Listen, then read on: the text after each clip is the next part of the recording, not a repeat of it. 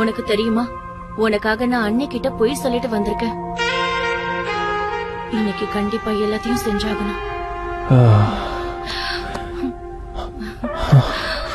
இன்னைக்கு நான் ஃபுல்லா என்ஜாய் பண்ணி ஆகணும். இன்னைக்கு நான் உனக்காக எல்லாத்தையும் விட்டுட்டு வந்திருக்கேன்.